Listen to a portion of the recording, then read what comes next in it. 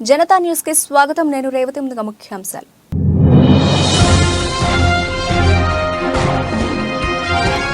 Albert Einstein college of medicine విద్యా సంస్థకు భారీ విరాళం విద్యార్థుల ట్యూషన్ ఫీజు మాఫీ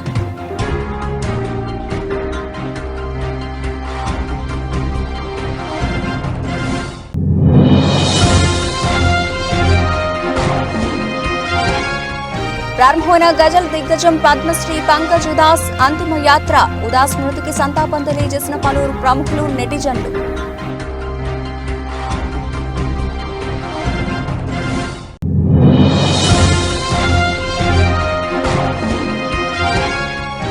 ప్రధాని మోదీతో శభాష్ పెంచుకున్న జర్మన్ సంతతికి చెందిన సింగర్ తమిళనాడులోని పల్లడంలో మోదీని కలిసిన కాసాండ్రా మెస్ పిట్మన్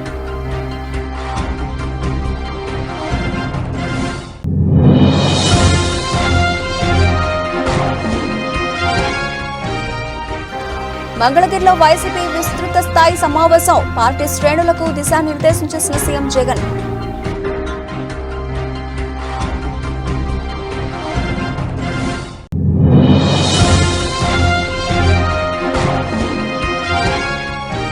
బుగ్గపాడు గ్రామంలో అన్నపూర్ణ సహిత మోక్ష రుద్రేశ్వర స్వామి ప్రతిష్టా మహోత్సవ కార్యక్రమం ముఖ్య అతిథిగా హాజరైన వ్యవసాయ శాఖ మంత్రి తుమ్మల నాగేశ్వరరావు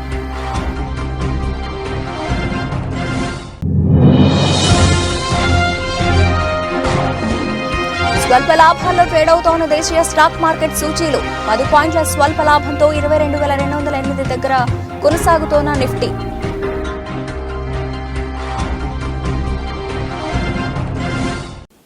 రైట్ డీటెయిల్స్ చూస్తే యునైటెడ్ స్టేట్స్ లోని Albert Einstein college of medicine విద్యా సంస్థకు భారీ విరాళం అందడంతో ఆ కాలేజీలో చదువుకుంటున్న విద్యార్థులందరికీ వార్షిక ట్యూషన్ ఫీజును మాఫీ చేస్తున్నట్లు ప్రకటించింది. ఈ కళాశాలకు అనుబంధ ఆసుపత్రి మౌంటెఫియర్ మెడికల్ సెంటర్ ఉన్నాయి. ఈ కళాశాలకు అనుబంధ ఆసుపత్రి మౌంటెఫియర్ మెడికల్ సెంటర్ ఉన్నాయి. ఈ కాలేజీ యునైటెడ్ స్టేట్స్ లోని వెనుకబడిన ప్రాంతంలో ఉంది. అధికారులు తెలిపిన వివరాల ప్రకారం ఈ ప్రాంతంలో ఆరోగ్య పరిస్థితులు అధ్వానంగా ఉన్నాయి. కాలేజీ యాజమాన్య విద్యార్థుల ట్యూషన్ ఫీజు మాఫీకి సంబంధించిన ప్రకటనను సోషల్ మీడియాలో పోస్ట్ చేసింది. ఈ ప్రకటన విన్న విద్యార్థులంతా ఉత్సాహంగా చప్పట్లు కొడుతూ ఆ వీడియోలో కనిపించారు. ఈ విరాళాన్ని Einstein board of trustees chairman Montefiore health system board member Ruth L Gottesman అందించారని కాలేజీ యాజమాన్యం పేర్కొంది. I'm happy to share with you that starting in August this year, the Albert Einstein College of Medicine will be tuition free.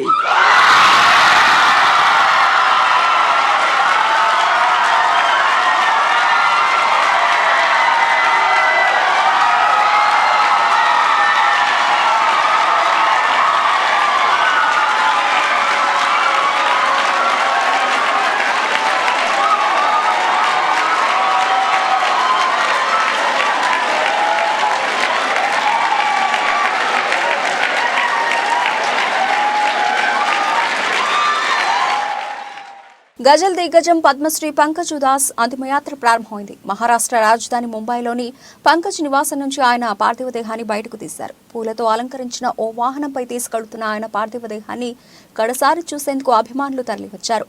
Pankaj ఉదాస్ అంతిమయాత్రకు సంబంధించిన video viral అవుతోంది. పలువురు ప్రముఖులు నెటిజన్లు ఉదాస్ స్మృతికి సంతాపాలు తెలియజేశారు.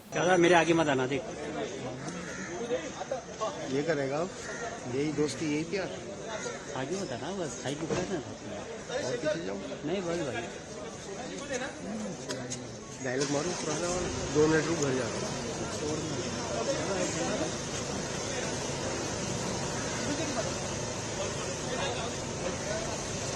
ये मित्र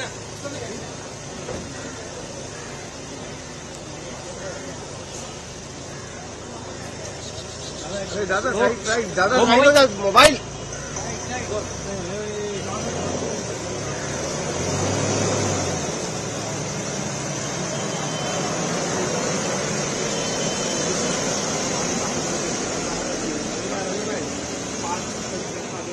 तो दिखा था आगे इसमें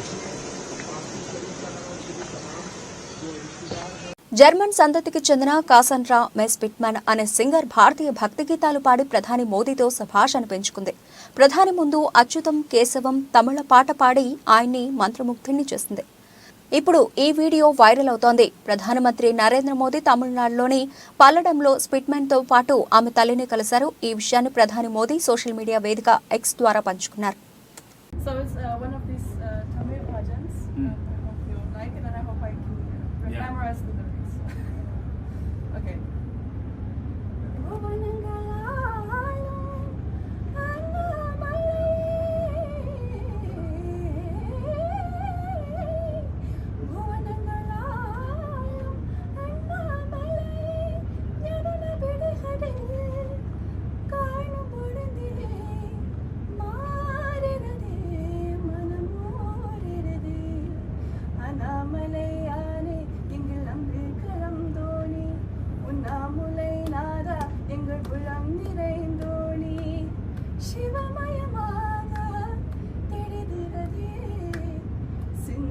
சிவயோகம் வருகிறதே சிந்தை சிவயோகம் வருகிறதே. తాను అధికారంలో ఉంటేనే పేదవాడు బాగుపడతాడని సీఎం జగన్ అన్నారు. మేము సిద్ధం బూత్ సిద్ధం వర్క్ షాప్ లో సీఎం మాట్లాడుతూ, నేను సీఎంగా ఉంటే లంచాలు లేకుండా బటన్ నొక్కడం ఉంటుంది. నాడు నేడు ద్వారా స్కూళ్ల రూపురేఖలు మారాయి. విలేజ్ క్లినిక్లు పనిచేస్తాయి. మహిళల రక్షణ కోసం దిశ యాప్ తీసుకొచ్చాం. ఆయుధం మీ చేతుల్లో పెట్టా, గెలిపించే బాధ్యత కూడా మీదే అని పేర్కొన్నారు. అది కుప్పమైనా సరే, ఇచ్చాపురమైనా సరే ఎందుకు జరగకూడదు అని అడుగుతా ఉన్నా. ఎస్, కొద్దో గొప్ప మన ప్రత్యర్థులు రకరకాల కాస్ట్ ఫీలింగ్స్ తీసుకొస్తారు. ఎందుకంటే ఇక్కడ జరిగేది కాస్ట్ వార్ కాదు, ఇక్కడ జరిగేది క్లాష్ వార్. పేదవాడు బ్రతకాలి అంటే వైఎస్ఆర్ కాంగ్రెస్ పార్టీ రావాలి. పేదవాడు బాగుపడాలి అంటే వైఎస్ఆర్ కాంగ్రెస్ పార్టీ రావాలి. పేదవాడికి భవిష్యత్తు ఉండాలి అంటే వైఎస్ఆర్ కాంగ్రెస్ పార్టీ రావాలి. ఈ అంశం ప్రతి ఇంటికి కూడా వెళ్ళి చెప్పగలగాలి. ఇక నేను చేయగలిగిందంతా నేను చేశా. మీ చేతుల్లోకి ఎవ్వడు, ఏ రాజకీయ పార్టీ, ఏ రాజకీయ నాయకుడు ఎప్పుడు ఇవ్వని ఆయుధాలు మీ అందరి చేతుల్లో నేను పెట్టా.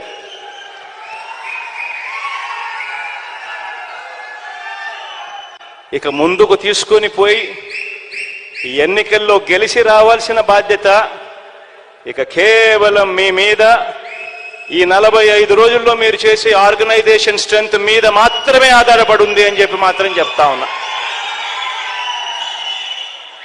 ప్రతి ఒక్కరూ కూడా రెట్టించిన ఉత్సాహంతో పోండి. మంచి చేశాం, మంచి చేసి ఓటు అడుగుతా ఉన్నామన్న ఒక గొప్ప సంతృప్తితో పోండి. పోయి ఈసారి మాత్రం, లాస్ట్ టైం నాకు 151 వచ్చాయి, లాస్ట్ టైం 22 ఎంపీలు వచ్చాయి. ఈసారి మాత్రం 175కు 175 రావాల్సిందే. ఆ దిశగానే అడుగులు పడాలి. మంత్రి అమర్నాథ్ పై పాయకరావుపేట టీడీపీ అభ్యర్థి వంగలపూడి అనిత సంచలన వ్యాఖ్యలు చేశారు. దీనిపై తాజాగా మంత్రి అమర్నాథ్ స్పందించారు. సీఎం జగన్ ఆయన భార్య భారతిపై ఏమైనా తప్పుడు మాటలు మాట్లాడితే ఆమెను పరిగెత్తించి కొడదామంటూ మంత్రి అమర్నాథ్ వార్నింగ్ ఇచ్చారు. కాగా మంత్రి అమర్నాథ్ కు అనిత గుట్టు పగలగొట్టి వార్నింగ్ ఇచ్చిన విషయం తెలిసిందే.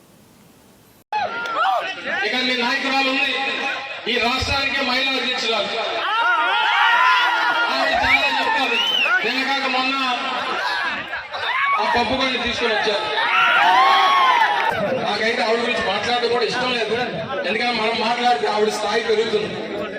అనవసరంగా మాట్లాడాల్సిన పని లేదు. జగన్మోహన్ రెడ్డి గారికి చాలా ఎక్కువగా మాట్లాడుతుంది. జగన్మోహన్ రెడ్డి గారికి ఒక్కొక్కసారి జగన్మోహన్ రెడ్డి గారి గురించి ఏమైనా తప్పుడు మాటలు మాట్లాడినా, భారతమ్మ గురించి ఏదైనా తప్పుడు మాటలు మాట్లాడినా పరిగెట్టించి కొడతామంటారు.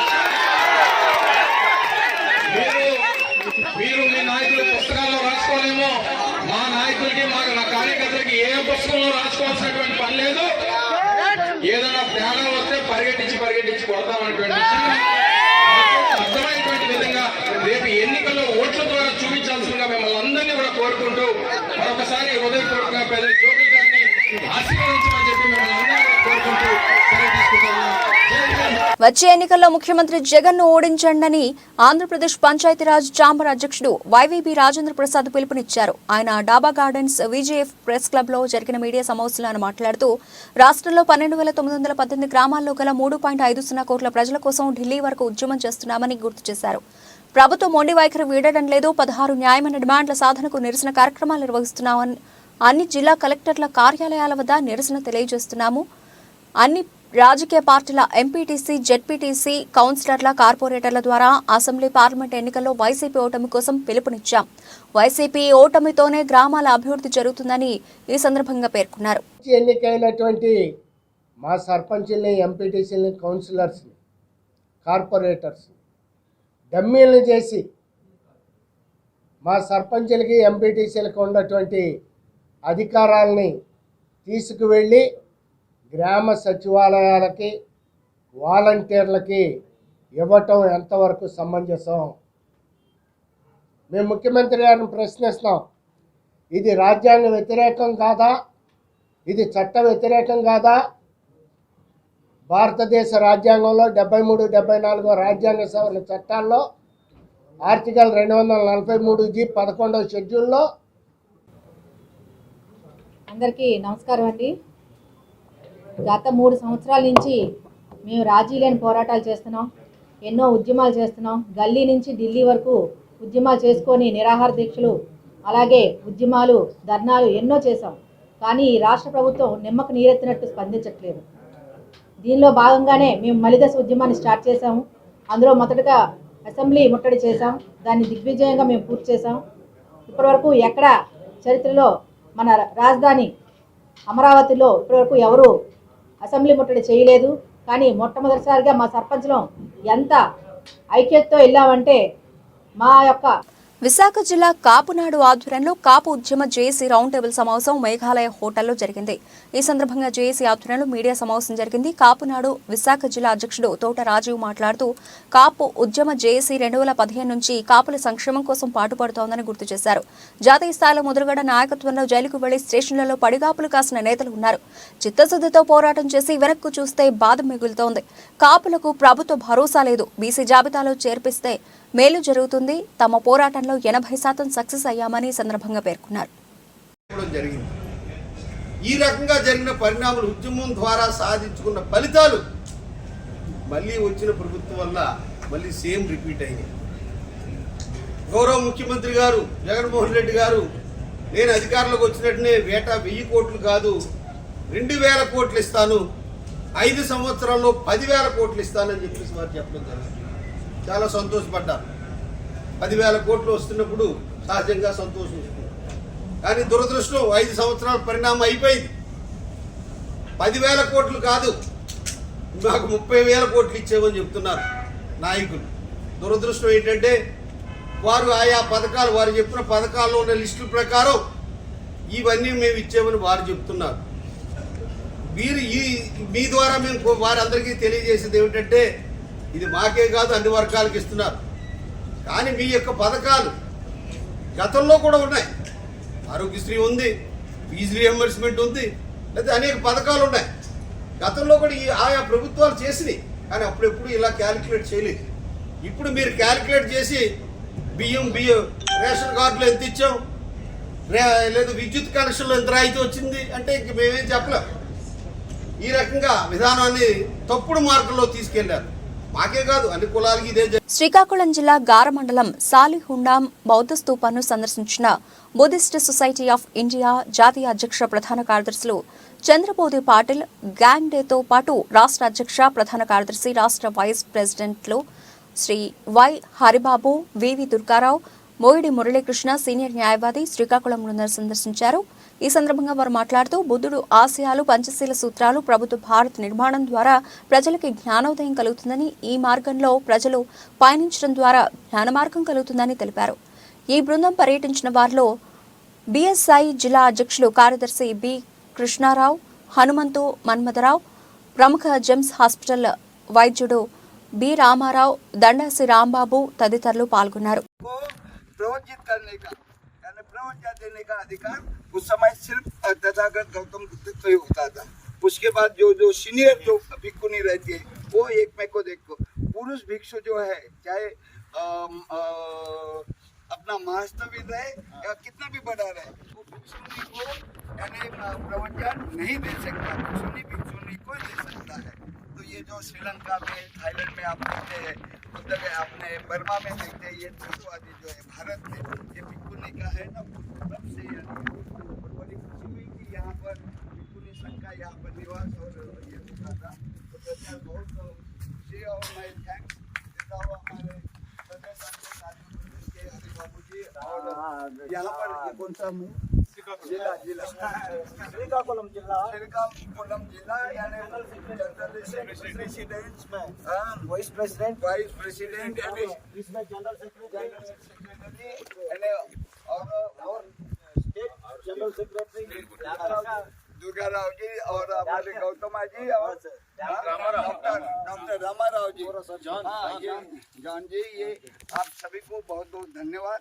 आपने जो इतने प्रेम से हमको ये शाल और पुष्प देकर जो स्वागत किया है, मैं चाहता हूँ कि स्वागत से बड़ा अपने धम्म को आगे बढ़ाइए, क्योंकि ये बाबा साहब की संस्था है, बाबा साहब फाउंडर है, उनके धम्म को आगे बढ़ा, उनके जो संस्था के जो उद्देश्य है उसको फुलफिल करने के लिए आप सबका सहयोग रहेगा, ऐसे मैं अपेक्षा करता हूँ, कामना करता हूँ। नमो बुद्धाय, जय भीम। ప్రశాంతమైన విశాఖ నగరంలో రౌడీ సంస్కృతిని పెంచి పోషిస్తున్నారని విశాఖ తూర్పు నియోజకవర్గ ఎమ్మెల్యే వెలగపూడి రామకృష్ణ బాబు అన్నారు. విదేశాల నుంచి తనకు వచ్చిన బెదిరింపు కాల్స్పై విశాఖ నగర సిపికి ఆయన ఫిర్యాదు చేశారు. అనంతరం మీడియాతో మాట్లాడుతూ ప్రస్తుత ప్రభుత్వంలో ప్రజాప్రతినిధులకే భద్రత కరువైందని, ఇంకా సామాన్య ప్రజల పరిస్థితి ఏంటి అని ఆయన ఆవేదన వ్యక్తం చేశారు. పోలీస్ వ్యవస్థలో కొద్దిమంది పోలీసులు అధికార పార్టీకి కొమ్ము కాస్తున్నారని, కొద్దిమంది మాత్రమే తమ విధిని బాధ్యతగా నిర్వహిస్తున్నారని ఆయన అన్నారు. ఈ కేసు విషయంలో విశాఖ నగర సిపిపై తమకు పూర్తి విశ్వాసం ఉందని తెలిపారు. మరో 2 నెలల్లో తమ ప్రభుత్వం అధికారంలోకి వస్తుందని, అప్పుడు అందరి సంగతి చెబుతామని ఆయన ధీమా వ్యక్తం చేశారు. సంస్కృతిని మనందరం ఖండించవలసిన అవసరం ఉంది. ఎట్టి పరిస్థితుల్లో కూడా కమిషనర్ గారు తగిన చర్యలు తీసుకుని అటువంటి వ్యక్తుల్ని కఠినంగా శిక్షించే వరకు వదలకూడదని చెప్పి మీ ద్వారా నేను కమిషనర్ ఆఫ్ పోలీస్ గారికి విజ్ఞప్తి చేస్తున్నాను.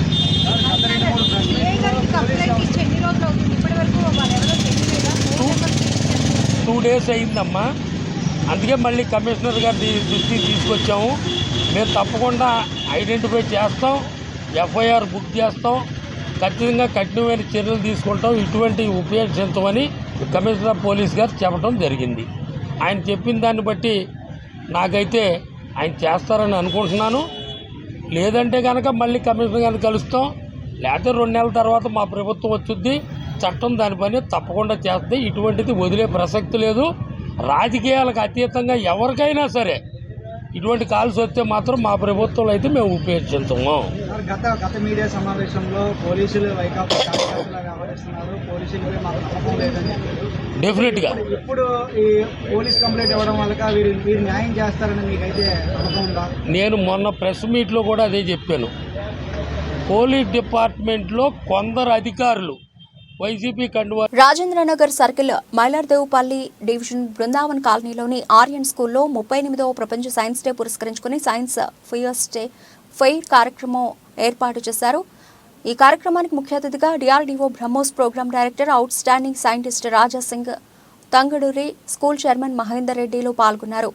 సైన్స్ ఫెయిర్లో భాగంగా విద్యార్థులు తయారు చేసిన వివిధ రకాల నమూనాలను పరిశీలించారు.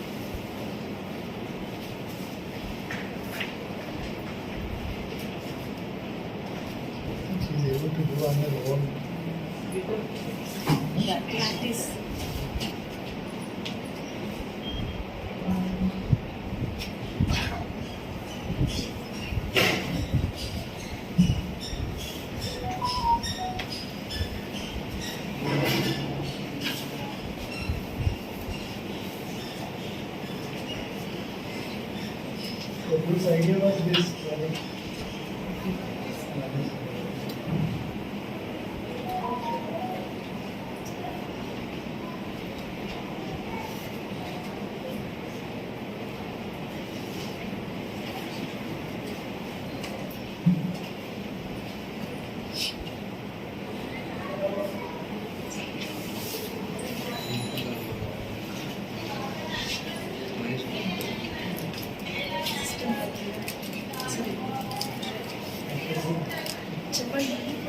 కొమరం భీం ఆసిఫాబాద్ జిల్లా సిర్పూర్టి మండల కేంద్రంలోని సాంఘిక సంక్షేమ బాలుర గురుకుల పాఠశాలలో నిర్వహించిన పోలీసులు మీకోసం కార్యక్రమంలో భాగంగా 10వ తరగతి పరీక్షలు రాస్తున్న మండలంలోని విద్యార్థులకు జిల్లా ఎస్పీ కె సురేష్ కుమార్ ముఖ్య అతిథిగా పాల్గొని DSP Karunakar, CI Sadiq Pasha, SI Dikonda Ramesh, principal Balaraju సంగీతలతో కలిసి మండలంలోని సాంఘిక సంక్షేమ బాలికల పాఠశాల, సిర్పూర్ కాగజ్ నగర్ కేజీబీవీ ఆశ్రమ బాలికల పాఠశాల, ఈడెన్ గార్డెన్ ప్రైవేట్ స్కూల్ ప్రభుత్వ ఉన్నత పాఠశాల 10వ తరగతి విద్యార్థులకు పరీక్షా సామాగ్రి, ఎగ్జామ్ ప్యాడ్స్, జామెంట్రీ బాక్స్ పంపిణీ చేసిన అనంతరం సిర్పూర్టి ఎస్ఐ దికొండ రమేష్ ఆధ్వర్యంలో 10వ తరగతి అవగాహన కార్యక్రమంలో విద్యార్థులను ఉద్దేశించి జిల్లా ఎస్పీ సురేష్ కుమార్ మాట్లాడుతూ కృషి, తపన, పట్టుదల, సమయపాలన విజయానికి ముఖ్య సూత్రాలు అవుతాయని అన్నారు.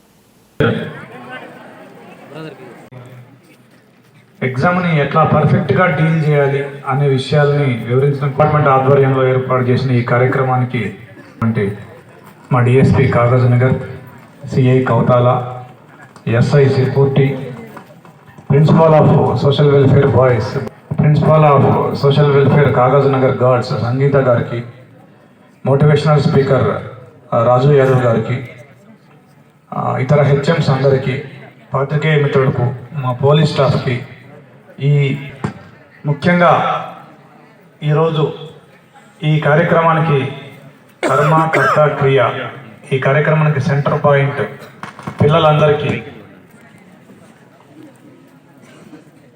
నేను వచ్చే 20-25 నిమిషాల పాటు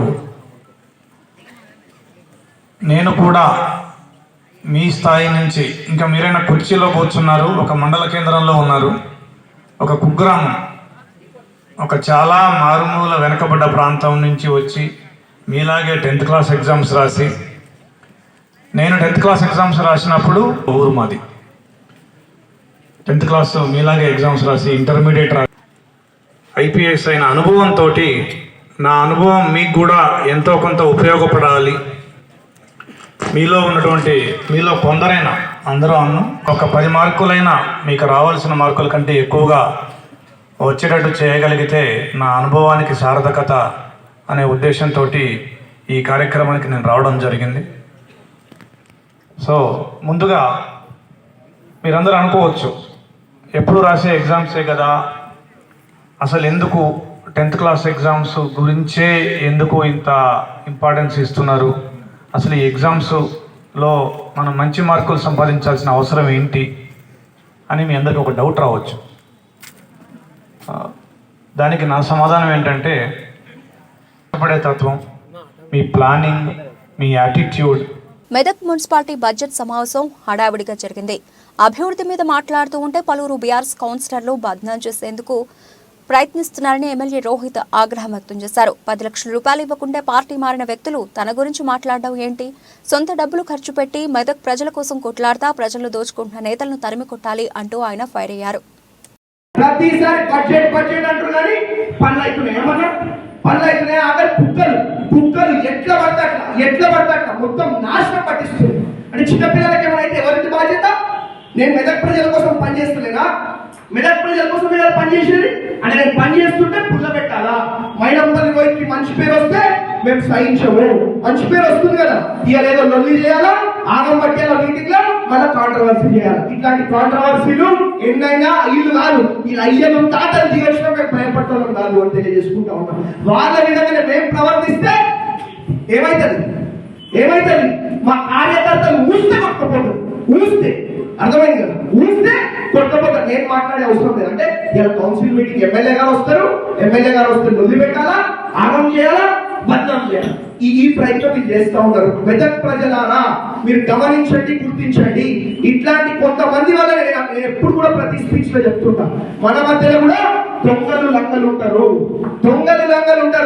వాళ్ళ స్వార్థం కోసం, వాళ్ళ జేబులు నింపుకోవడం కోసం, వాళ్ళ పైసల కోసం ఖమ్మం జిల్లా సత్తుపల్లి మండలం బుగ్గపాడు గ్రామంలో శ్రీ విశ్వధర్మ క్షేత్రం ప్రాంగణంలో అన్నపూర్ణ సహిత మోక్ష రుద్రేశ్వర స్వామి ప్రతిష్ఠా మహోత్సవ కార్యక్రమానికి వ్యవసాయ శాఖ మంత్రి తుమ్మల నాగేశ్వరరావు ముఖ్య అతిథిగా హాజరయ్యారు. మంత్రి తుమ్మలకు పూర్ణ కుంభంతో స్వాగతం పలికారు. అనంతరం పూజా కార్యక్రమాల్లో పాల్గొన్న తుమ్మల తీర్థ ప్రసాదాలను స్వీకరించారు. ఈ నెల 24 నుండి శ్రీ విశ్వధర్మ క్షేత్రం ప్రాంగణంలో ప్రతిష్ఠా మహోత్సవాన్ని పురస్కరించుకుని వైభవంగా కార్యక్రమాలు నిర్వహిస్తారు.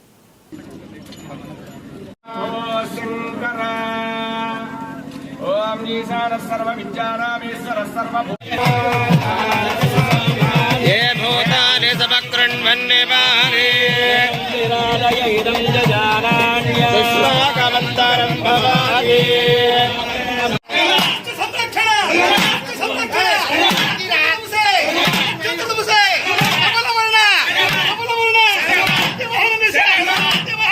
ఖమ్మం జిల్లా సత్తుపల్లి పట్టణంలో ఇంటర్ మొదటి సంవత్సరం పరీక్షలు ప్రశాంతంగా ప్రారంభమయ్యాయి. మొత్తం సత్తుపల్లి పట్టణంలో 7 పరీక్షా కేంద్రాలను ఏర్పాటు చేశారు. 7 పరీక్షా కేంద్రాల్లో 1664 మంది ప్రథమ సంవత్సరం విద్యార్థులు పరీక్షకు హాజరు కానున్నారు. ఉదయం 9 గంటలకు ప్రారంభమైన పరీక్ష 12 గంటలకు ముగుస్తుంది. విద్యార్థుల సౌకర్యార్థం పరీక్షా కేంద్రాల వద్ద అధికారులు ఏర్పాటు చేశారు. మరోవైపు ఎలాంటి అవాంఛనీయ సంఘటనలు జరగకుండా పోలీసులు పరీక్షా కేంద్రాల వద్ద బందోబస్తు ఏర్పాటు చేశారు.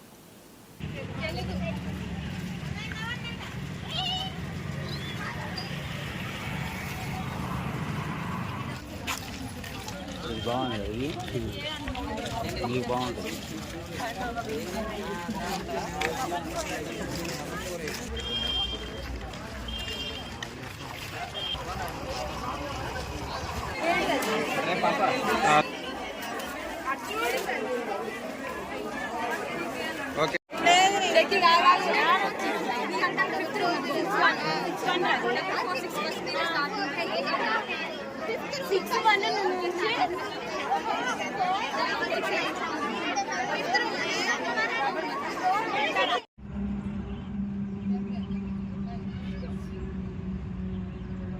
దేశీయ స్టాక్ మార్కెట్ సూచీలు బుధవారం స్వల్ప లాభాల్లో ట్రేడ్ అవుతున్నాయి. ఉదయం 9:24 సమయంలో సెన్సెక్స్ 44 పాయింట్ల వద్ద లాభంతో 73,140 వద్ద ఉంది. నిఫ్టీ 10 పాయింట్ల స్వల్ప లాభంతో 22,208 దగ్గర కొనసాగుతోంది. డాలర్తో పోలిస్తే రూపాయి మార్కం విలువ 82.90 వద్ద స్థిరంగా ఉంది. సెన్సెక్స్ 30 సూచీలో భారతీ ఎయిర్టెల్, టాటా మోటార్స్ మరియు ఇతర సంస్థల షేర్లు లాభాల్లో ట్రేడ్ అవుతున్నాయి. అల్ట్రాటెక్, సిమెంట్, విప్రో మరియు ఇతర సంస్థలు నష్టాల్లో ఉన్నాయి.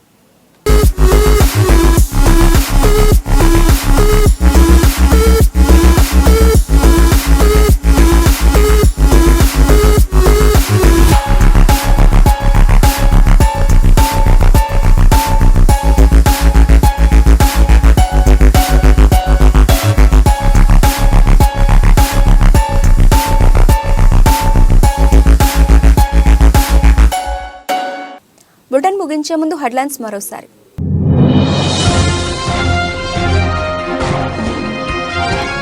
Albert Einstein college of medicine విద్యా సంస్థకు భారీ విరాళం. విద్యార్థుల ట్యూషన్ ఫీజు మాఫీ.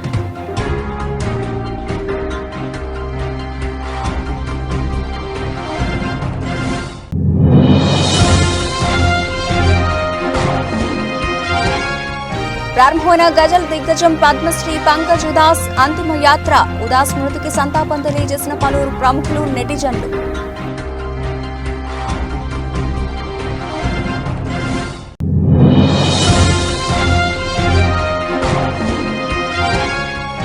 ప్రధాని మోదీతో శభాష్ అనిపించుకున్న జర్మన్ సంతతికి చెందిన సింగర్. తమిళనాడులోని పల్లడంలో మోదీని కలిసిన కాసాండ్రా మెస్ పిట్మెన్.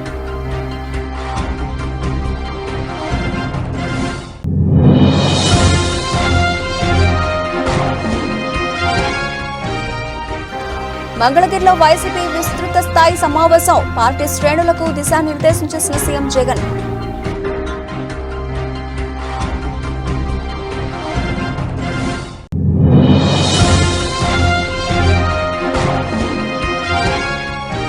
బుగ్గపాడు గ్రామంలో అన్నపూర్ణ సహిత మోక్ష రుద్రేశ్వర స్వామి ప్రతిష్ఠా మహోత్సవ కార్యక్రమం. ముఖ్య అతిథిగా హాజరైన వ్యవసాయ శాఖ మంత్రి తుమ్మల నాగేశ్వరరావు.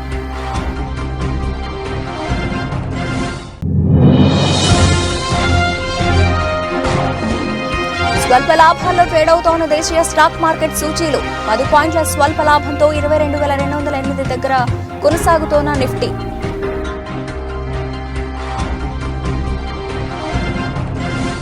ఇవి ఇప్పటివరకు నిలిచిన అప్డేట్స్. మరిన్ని అప్డేట్స్తో మళ్ళీ కలుద్దాం. అంతవరకు సెలవు. నమస్తే.